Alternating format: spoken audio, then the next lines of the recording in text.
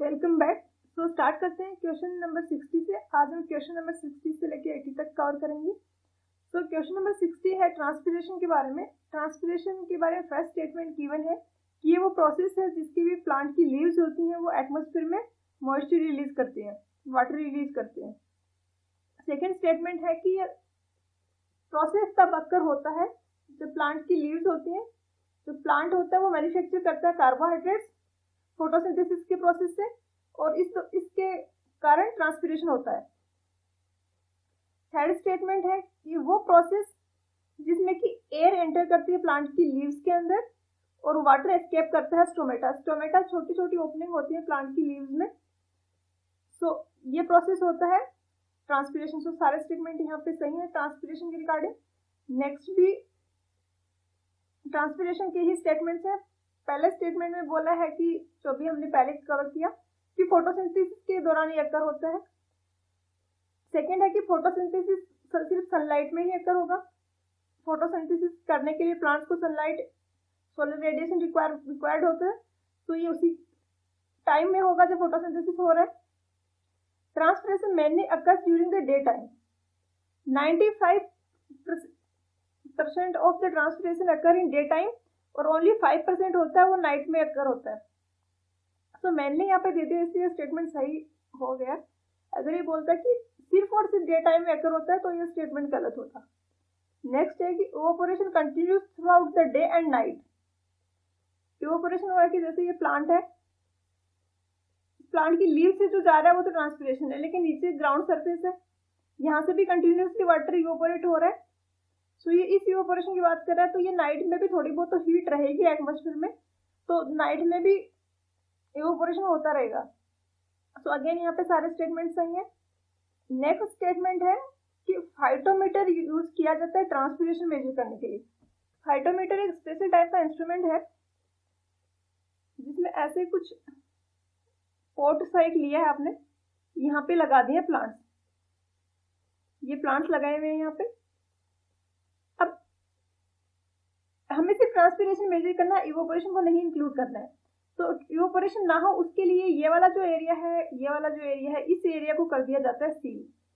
For example एक polythene की seal लगा दी यहाँ पे, इवोपोरेशन बिल्कुल रुक गया। अब यहाँ से जो भी मॉइस्चर लूज हो रहा है वो सिर्फ और सिर्फ ट्रांसपिरेशन के कारण हो रहा है।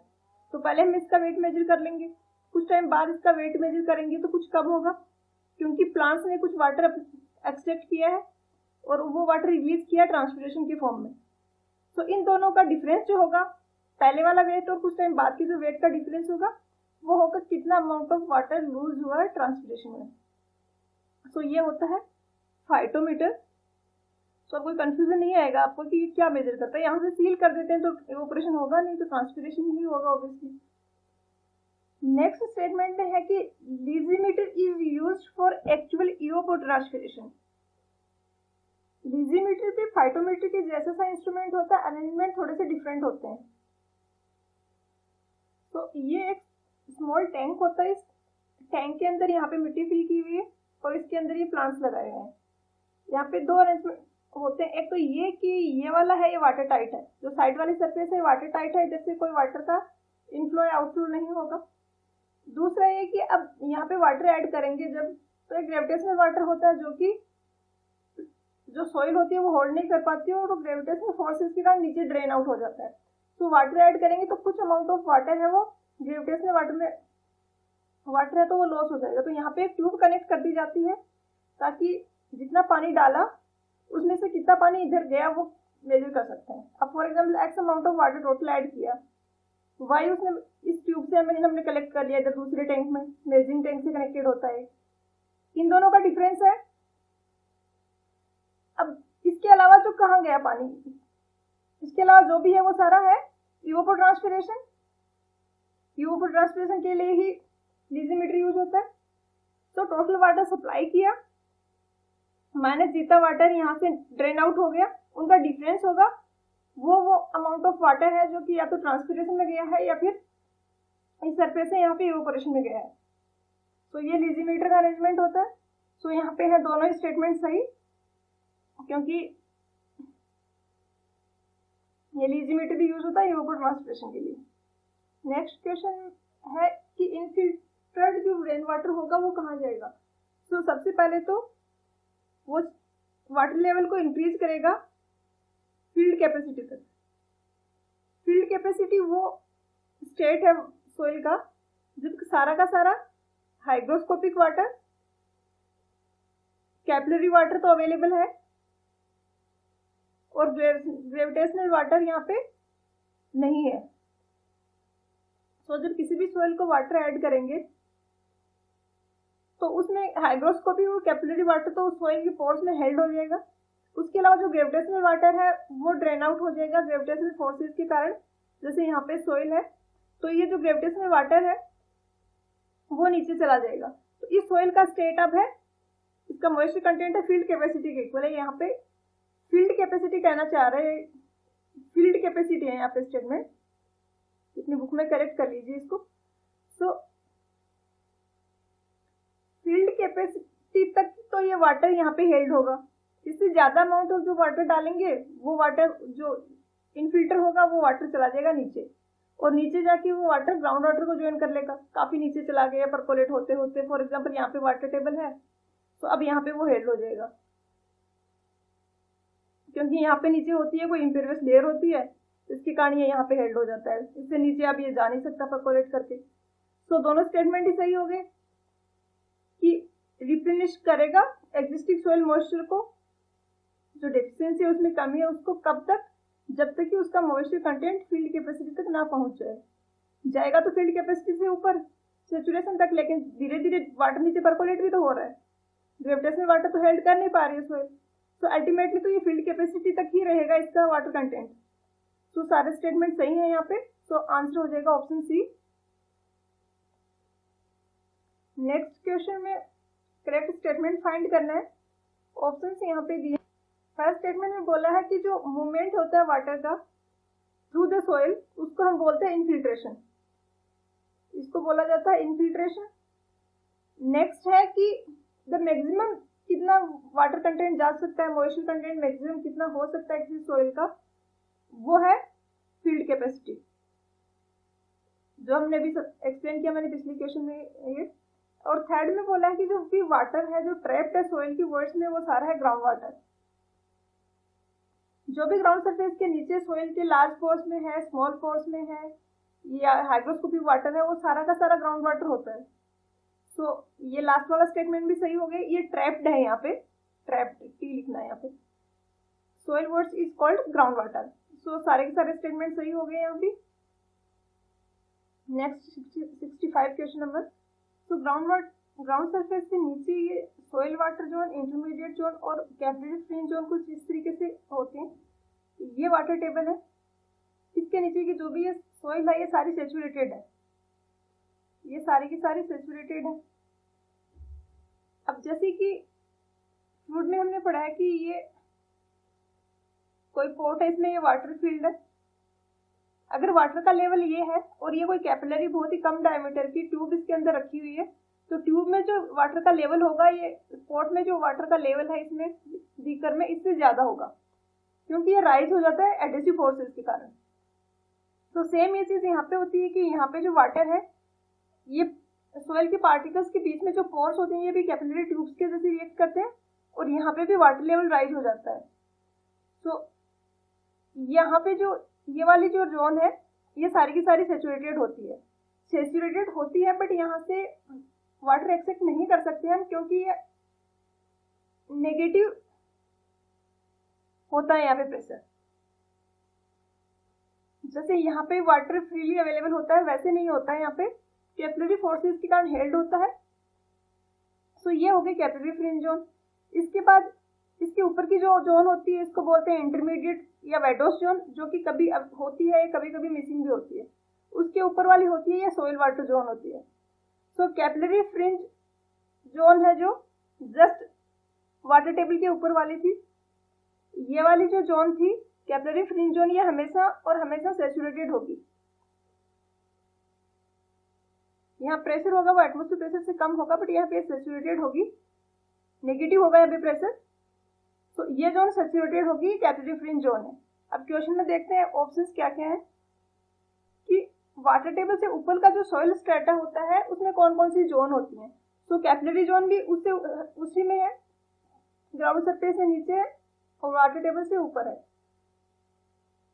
सोयल वाटर जोन भी है, सोयल वाटर जोन है जिसको शॉर्ट में सोयल जोन बोल दिया। तो सारी की सारी करेक्ट आंसर है यहाँ पे, क्योंकि तीनों जोन देखिए हमने अभी डायग्राम में। नेक्स्ट क्वेश्चन है कि कैपिलरी जोन एग्जिस्ट करती है, उसके बारे में पूछा है। फर्स्ट स्टेटमेंट में बोला है कि इसकी थिकनेस होती है वो 0.3 to 3 मीटर तक हो सकती है। ये और भी इस टाइप के क्वेश्चन बनते हैं कि उसकी थिकनेस होती है वो किस पे डिपेंड करती है, या फिर उसकी थिकनेस होगी जो राइज होगी होगा कैपिलरी ट्यूब में उसी के कॉरस्पॉन्डिंग होता है।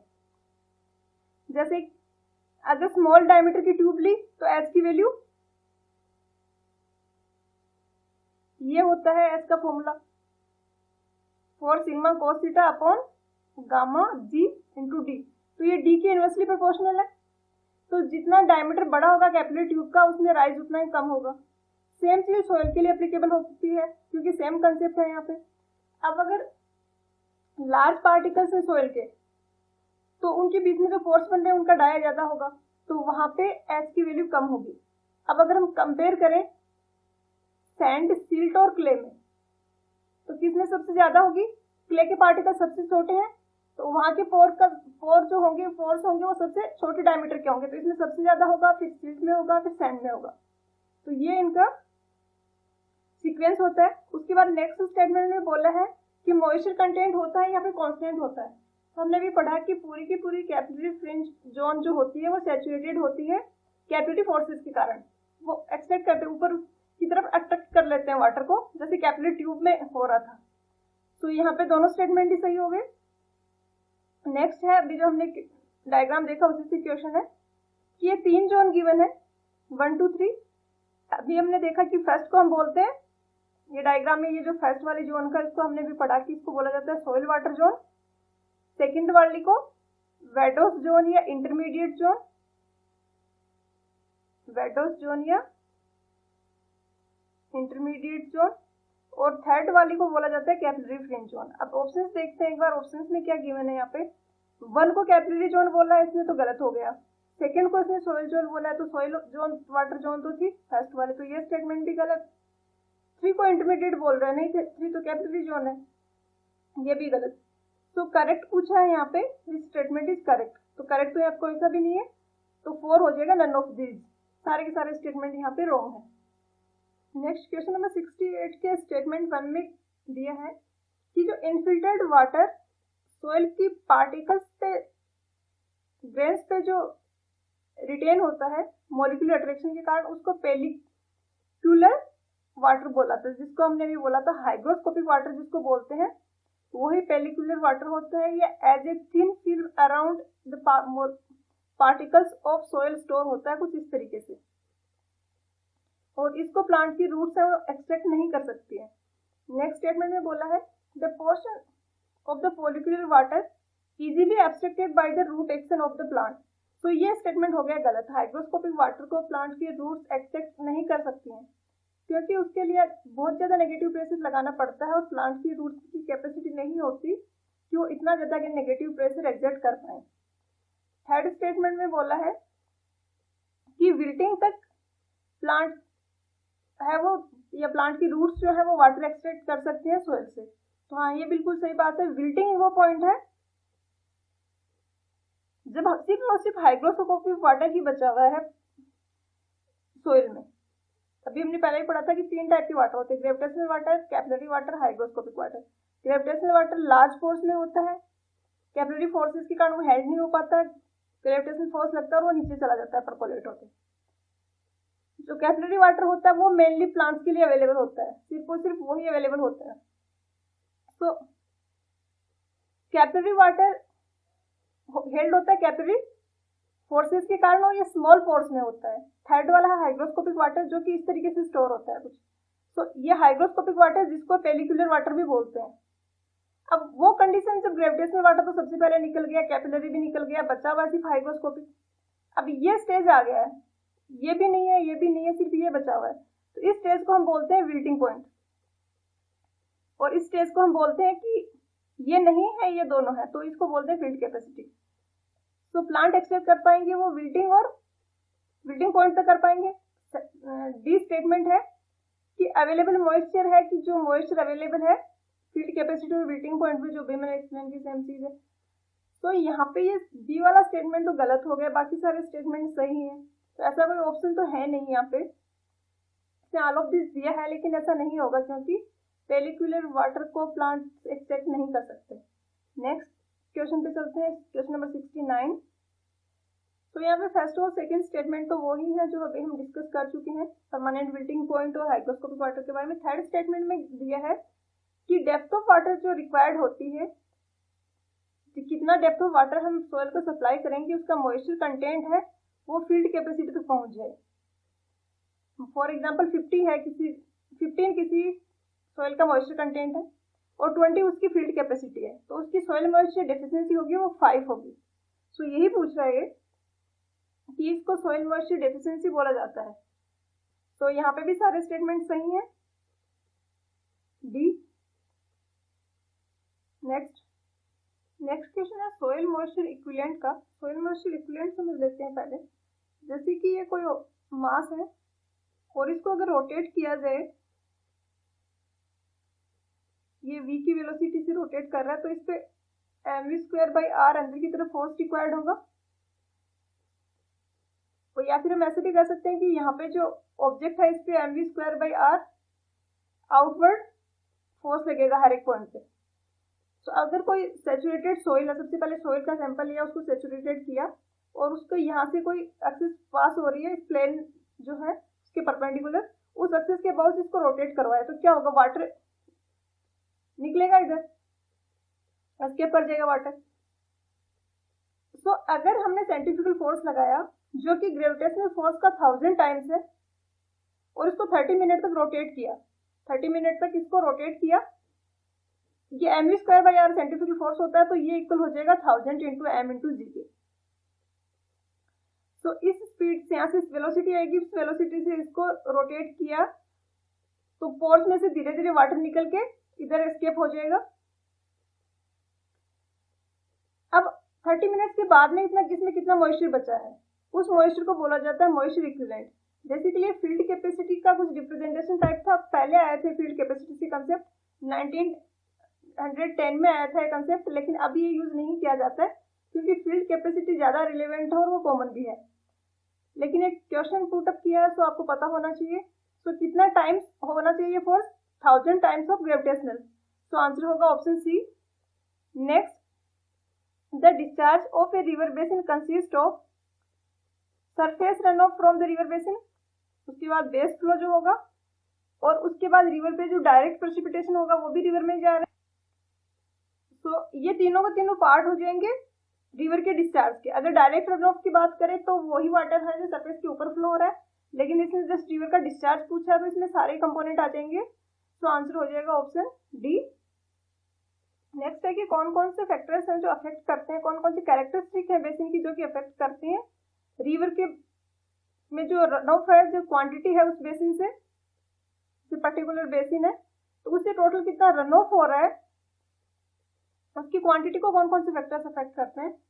तो इसको अफेक्ट करते हैं वाटर साइड का कैचमेंट का जो टोटल एरिया है, इसके बाद इसका शेप क्या है, इसका ओरिएंटेशन क्या है, इसकी टोपोग्राफी क्या है, कैसा एरिया है, हिली एरिया है या फिर फ्लैट एरिया है या फिर सैंड है या फिर स्टोनी सी कुछ सोइल है यहाँ पे जिसमें बहुत ज्यादा पत्थर पत्थर है ऊपर, इस सरफेस वेजिटेशन से भी अफेक्ट होगा। तो सारे के सारे फैक्टर्स से अफेक्ट करते हैं रन ऑफ को। तो आंसर हो गया ऑप्शन ई यहाँ पे भी।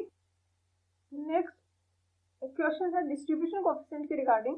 तो डिस्ट्रीब्यूशन कोएफिशिएंट होता है किसी एक स्टेशन का मैक्सिमम रेनफॉल जो है उसको अगर डिवाइड कर दें बेसिन का टोटल एवरेज रेनफॉल है। बेसिन का टोटल एवरेज रेनफॉल निकालने के लिए डिफरेंट स्टेशन का यूज करेंगे डेटा। तो पर्टिकुलर एक स्टेशन का maximum rainfall divided by average rainfall of the basin, ये होता है डिस्ट्रीब्यूशन कोएफिशिएंट। सेकेंड स्टेटमेंट में दिया है कि अगर बाकी सारी कंडीशन सेम रहे तो डिस्ट्रीब्यूशन कोएफिशिएंट अगर ज्यादा है तो पीक रन ऑफ भी ज्यादा होगा। पीक रन ऑफ करना चाह रहे हैं, यहाँ पे रन मिस हो गया, तो पीक रन ऑफ भी ज़्यादा होगा। ऑब्वियसली बहुत ज़्यादा हाई इंटेंसिटी का रेनफॉल हो रहा है तो उसमें जैसे जैसे रेनफॉल की इंटेंसिटी बढ़ती है वैसे वैसे रन ऑफ भी बढ़ जाता है। तो ज़्यादा मैक्सिमम रेनफॉल अगर ज़्यादा है तो रन ऑफ भी ज़्यादा होगा। नेक्स्ट स्टेटमेंट सी में है कि अगर सेम डिस्ट्रीब्यूशन कोफिशिएंट है और एक में है कि आउटलेट के पास में स्ट्रॉन्ग फॉल हो रहा है और एक में दूर हो रहा है, जैसे कि ये कोई बेसिन है और इसके अंदर से ये कोई स्ट्रीम पास हो रही है। अब अगर यहाँ पे रेनफॉल ज़्यादा हो रहा है तो बहुत क्विकली रिवर को ज्वाइन कर लेगा और इसको यहाँ से यहाँ पहुँचने में जो लॉसेज हो रहे थे इवोपोरेशन के या इनफिल्ट्रेशन के वो कम होंगे। सेम अगर यहाँ पे रेनफॉल ज़्यादा हो रहा है उसको यहाँ पहुँचने में टाइम लगेगा, टाइम ज़्यादा लगेगा, इसलिए इनफिल्ट्रेशन के लॉसेज और इवोपोरेशन के लॉसेज भी ज़्यादा होंगे। सो सेम डिस्ट्रीब्यूशन कोफिशिएंट हो चाहे, बट अगर strong falling near the outlet ज़्यादा है तो उसका रन ऑफ ज़्यादा होगा। अगर फार है स्ट्रॉन्ग फॉलिंग तो उसका कम होगा रन ऑफ। तो सारा स्टेटमेंट ही सही है यहाँ पे भी। नेक्स्ट क्वेश्चन है, पहले स्टेटमेंट में गिवन है फॉर्म फैक्टर के बारे में, जैसे कि ये कोई कैचमेंट है इस टाइप से। तो फॉर्म फैक्टर रेशियो होता है, इसकी एवरेज विड्थ है, विड्थ जैसे यहाँ से यहाँ तक वेरी कर रही है तो इसकी एवरेज अगर विड्थ हम निकाल लें वो width divided by the axial length, average width और एक्सियल लेंथ होगी ये वाली लेंथ।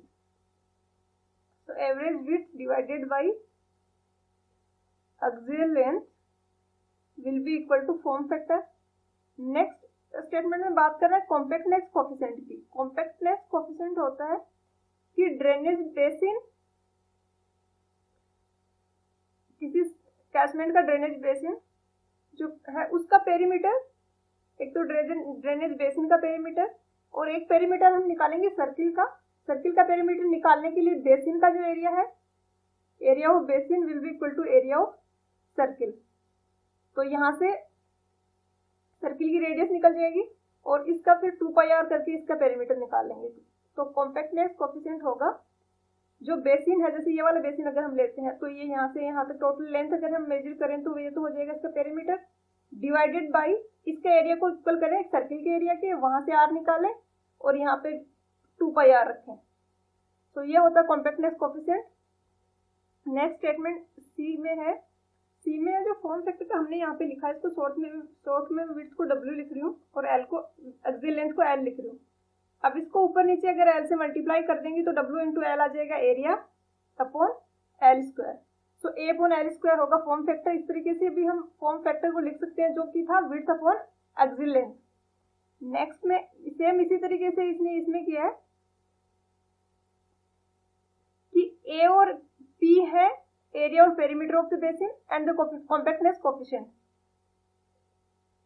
अब अगर यहाँ पे हम इसको ए बी जो एरिया ऑफ बेसिन था इसको यहाँ पे दिया है इसने a, तो a will be equal to π/4 r square जो कि है सर्किल का एरिया। तो r हो जाएगा 4a अपॉन पाई का रूट और इस r की वैल्यू यहाँ पे रख देंगे। p यहाँ पे pv है तो ये p की इक्वल है तो इसको p लिख देंगे, r की वैल्यू यहाँ से रखेंगे तो ये आंसर आ जाएगा ऑप्शन डी। तो सारे के सारे स्टेटमेंट यहाँ पे भी करेक्ट है, आंसर हो गया ऑप्शन डी। इस टाइप के 5 ऑप्शन वाले क्वेश्चन नहीं आएंगे एग्जाम में, लेकिन वो ऐसे फ्रेम कर सकता है कि इनमें से कोई एक स्टेटमेंट डिलीट करके फिर क्वेश्चन दे दे, या फिर यहाँ पे जो स्टेटमेंट गिवन है जैसे फॉर्म फैक्टर का कोई और क्वेश्चन आ गया तो इस टाइप के एक क्वेश्चन में 3-4 क्वेश्चन कवर हो रहे हैं आपके। तो नेक्स्ट क्वेश्चन है फैन शेप्ड कैचमेंट और फन शेप्ड कैचमेंट। तो इससे पहले आपको ये फन शेप का पता होना चाहिए। इसको ये होता है फन शेप, जैसे तिकोना सा होता है जो एरिया उसको बोला जाता है फन शेप। तो अब देखते हैं हम क्वेश्चन में क्या पूछा है। तो यहाँ पे 2 कैचमेंट गिवन है, तो ये होगा फैन शेप और ये होगा फर्न शेप।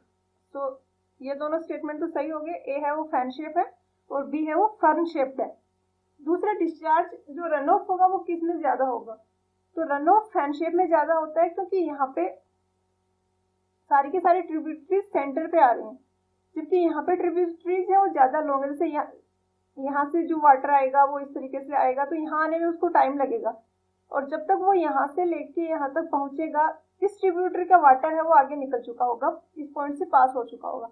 तो फॉर एग्जांपल अगर यहाँ पे हम डिस्चार्ज मेजर कर रहे हैं तो यहाँ पे 1 बाय 1 करके डिस्चार्ज आएगा सारी ट्रिब्यूटरीज का, जबकि यहाँ पे ज्यादा जल्दी से ये वाटर पहुंचेगा क्योंकि ट्रिब्यूटरीज यहाँ पे उतनी लॉन्ग नहीं है। अब इसमें ये इस ट्रिब्यूटरी में आएगा, यहाँ से वाटर आ रहा है वो इसमें आएगा। तो इस टाइप से फैन शेप का कैचमेंट का जो रन ऑफ होता है वो ज्यादा होता है और फैन शेप का कम होता है, क्योंकि पहली ट्रिब्यूटरी का डिस्चार्ज पास हो जाएगा, उसके बाद सेकंड ट्रिब्यूटरी का डिस्चार्ज आएगा। तो यहाँ पे भी सारे ऑप्शंस हैं वो करेक्ट है, तो आंसर होगा ऑप्शन डी। तो नेक्स्ट क्वेश्चन में है कि किसी वाटर शेड का जो एलिवेशन होगा, वाटर शेड या ड्रेनेज बेसिन सेम ही चीजें, इनका एलिवेशन जो होगा उसके कारण अफेक्ट क्या क्या होगा। तो उसके कारण उसका रेनफॉल अफेक्ट होगा, अमाउंट ऑफ रेनफॉल भी अफेक्ट होगा, कितना डेप्थ ऑफ रेनफॉल हो रहा है, क्योंकि प्लेन्स में हिली एरियाज में सेम नहीं होता है। रन ऑफ भी अफेक्ट होगा क्योंकि टोपोग्राफी के कारण उसकी वहां पे जो सोइल का टाइप है वो सब भी अफेक्ट होगा। टाइप ऑफ रेनफॉल भी अफेक्ट होगा कि किस टाइप का रेनफॉल हो रहा है ज्यादा। तो ऑल ऑफ दीज होगा आंसर, सारे के सारे फैक्टर हैं ये एलिवेशन पे डिपेंड करते हैं। तो आंसर हो गया ऑप्शन ई। नेक्स्ट क्वेश्चन है काफी आसान है, लेकिन एग्जाम में इस टाइप के क्वेश्चन देख के बच्चे काफी एग्जाम क्वेश्चन स्किप कर देते हैं कि हाँ टफ होगा। तो यहाँ पे कुछ नहीं है, सिंपली आपको कंटूर्स गिवन है।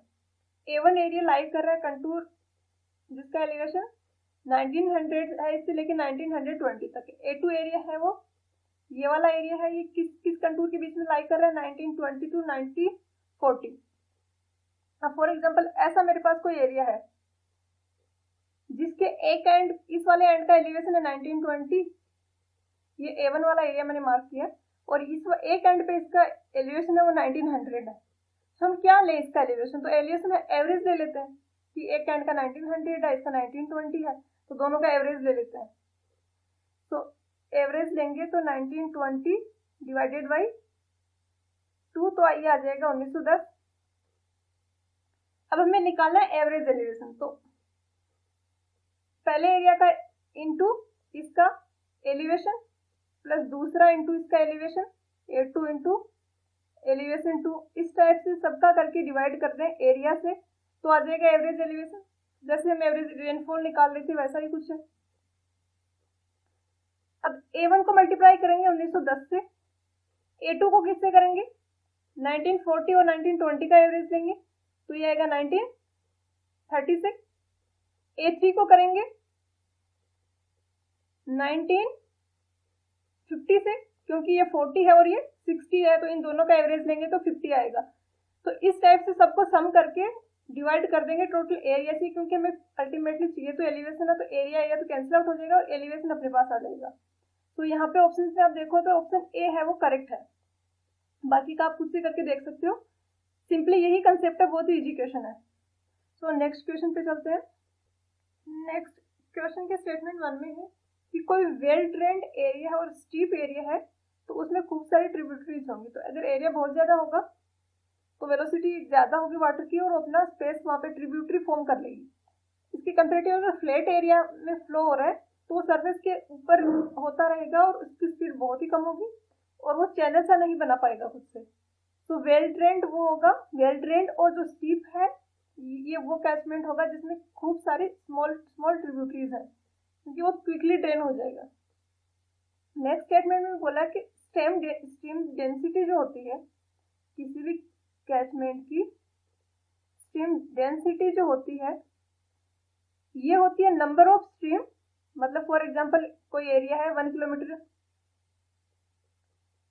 ये 1 किलोमीटर कोई टोटल, तो 1 किलोमीटर स्क्वायर में अगर 20 ट्रिब्यूटरीज है, 20 स्ट्रीम्स है, तो 20 डिवाइडेड बाई 1, तो 20 हो जाएगी इसकी स्ट्रीम डेंसिटी।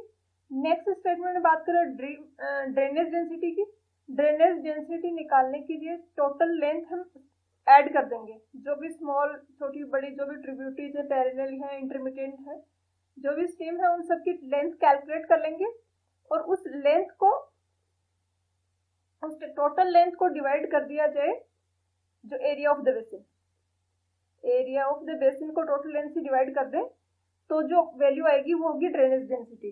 तो यहाँ पे भी सारे स्टेटमेंट सही है, ऑप्शन डी होगा। स्टेटमेंट 1 में एक्सप्लेन किया कि टाइम ऑफ कंसंट्रेशन क्या होता है? तो टाइम ऑफ कंसंट्रेशन होता है, जैसे कि ये कोई कैचमेंट है, ये स्ट्रीम इससे पास हो रही है, इसका आउटलेट है, तो इसका फारदेस्ट जो पॉइंट होगा, जैसे कि ये पॉइंट फारदेस्ट है, तो इस पॉइंट से वाटर को यहाँ तक पहुंचने में जो टाइम लगेगा उस टाइम को बोलते हैं टाइम ऑफ कंसंट्रेशन। सबसे दूर का जो पॉइंट है उसको, वहां से जो प्रेसिपिटेशन हुआ है उस पानी को यहाँ तक पहुंचने में जो टाइम लग रहा है वो टाइम ऑफ कंसंट्रेशन है। और ये टाइम ऑफ कंसंट्रेशन रिप्रेजेंट करता है, जैसे फॉर एग्जांपल किसी कैचमेंट एरिया का टाइम ऑफ कंसंट्रेशन है 30 मिनट। इट मीन्स 30 मिनट से ज्यादा टाइम का अगर रेनफॉल हो रहा है तो पूरा का पूरा एरिया उसमें कंट्रीब्यूट करने लग जाएगा। जो रन ऑफ हो रहा है उसमें पूरा का पूरा एरिया कंट्रीब्यूट करेगा। लेकिन अगर 10 मिनट तक ही रेनफॉल हुआ तो स्टार्टिंग के 10 मिनट में सिर्फ उसके पास का जो एरिया है वो सिर्फ वही कंट्रीब्यूट कर रहा है। तो बेसिकली ये अफेक्ट करता है मैक्सिमम जो रन ऑफ हो रहा है उसको। नेक्स्ट स्टेटमेंट में भी ऐसा ही है, सेम पहले वाला जैसा ही स्टेटमेंट है। फ्लो टाइम बोल रहा है कि फ्लो टाइम है time taken water to reach the basin outlet. Different points हैं वहां से लेके बेसिन, जैसे कि यहाँ से ये कोई पर्टिकुलर पॉइंट है, इसका फ्लो टाइम होगा कि इस पॉइंट से लेके यहाँ आउटलेट तक पहुंचने में जो टाइम लग रहा है। और टीओसी वो हो गया जो फारदेस्ट पॉइंट, जो सबसे दूर पॉइंट है, वहां से जो वाटर आ रहा है उसको आउटलेट तक पहुंचने में कितना टाइम लग रहा है। नेक्स्ट है कि कोई जो इमेजिनरी लाइन है जो कि ज्वाइन करती है बेसिन के उन पॉइंट्स को, बेसिन के वो पॉइंट्स जिनकी फ्लो टाइम सेम होता है, उन पॉइंट्स को कनेक्ट करने वाली इमेजिनरी लाइन होती है, उसको बोला जाता है आइसोक्रोन्स। जैसे कि ये वाला पॉइंट था, ये वाला पॉइंट है, ये वाला पॉइंट है, ये इक्वल डिस्टेंस पे है ये ट्रिब्यूटरी से। तो ये वाला पॉइंट और ये वाला पॉइंट, ये इन दोनों को एग्जैक्टली सेम टाइम लगेगा यहाँ आउटलेट तक पहुंचने में।